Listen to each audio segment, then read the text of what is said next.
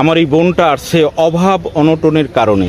মানুষের চেহারা দেখলেই তার ভিতরগত যে কি আছে কেউ বুঝতে পারে না। মেয়েটা আসলে একজন দুঃখী মেয়ে। হ্যাঁ, যে আমার অত্যন্ত আনন্দের সহিত বলতেছি যে মেয়েটা কেউ খারাপ কমেন্ট করবে না এবং খারাপ ভাষায় কেউ মেয়েটাকে ফোন দিবে না। আচ্ছা আপু, একটা কথা আমার মনে জাগলো।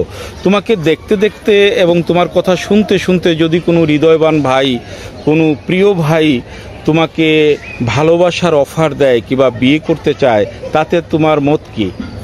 ভাই, যদি আমাকে আমার ছোট বোনটাকে আর আমার দাদিটাকে যদি এসে দায়িত্ব নেয়, ভরণ পোষণের পাশে এসে দাঁড়ায়, ভালো মানুষ হয়, সে যদি ভালো মানুষ হয়, হৃদয়বান ব্যক্তি হয়, সে যে কোনো বয়সের হোক না কেন, আমার কোনো আপত্তি নেই। অশেষ ধন্যবাদ, অশেষ ধন্যবাদ। প্রিয় দর্শক, আমার এই আপুটি বলছে যে সে যেমনই হোক না কেন আমাদের দায়িত্ব নিতে হবে, আমাদের পাশে থাকতে হবে এবং তার সাথে কথাবার্তা বলতে বলতে আমি বুঝে ফেলতে পারবো সে একজন আসলেই ভালো মানুষ কি না।